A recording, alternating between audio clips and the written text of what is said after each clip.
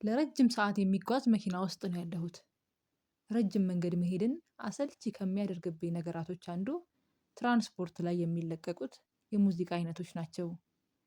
እንዴት አንድ ሰው የራሱን ምርጫዎች ለመዓት ሰዎች ያውም ለሰዓታት እያሰማ ይሄዳል?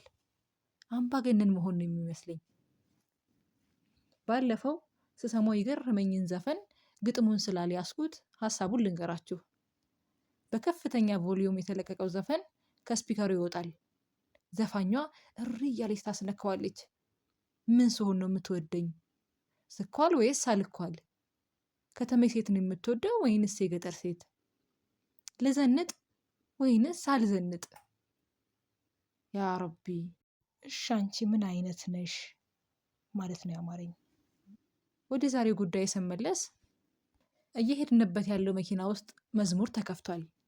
ከተሳፋሪዎቹ አንዱ ተነስቶ ይህን ሁሉ ሰው ይዘህ የአንድ ሃይማኖትን መዝሙር እንዴት ትከፍታለህ ብሎ ቀወጠው።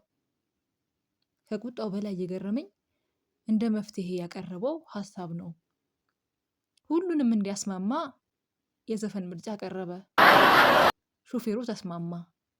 መዝሙሩ ከነበረው በላይ በሆነ ድምፅ ሙዚቃው ተከፈተ።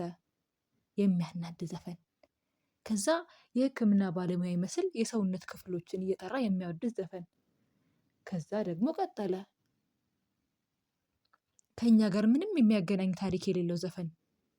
ድምጿ በዚህ ልክ መለስለሱ የምታስገርም ዘፋኝ ቀጥላ መጣች።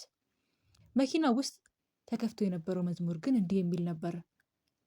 የወጀቡ አዛዥ፣ የተራራው ሰሪ፣ የሸለቆ ጌታ፣ ለጨለማው መሪ፣ የማዕበሉ አዝማች፣ የመብረቁ ንጉስ፣ አንተ ነህ የኔ አባት የእስራኤል ቅዱስ። የወጀቡ አዛዥ፣ የተራራው ሰሪ፣ የሸለቆ ጌታ እያለ ይቀጥላል።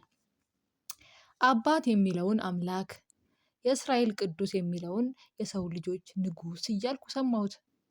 የሚያግባባን ምን እንደሆነ አላውቅም፣ ግን የሰውየው ምርጫ እንደማያግባባኝ አውቃለሁ።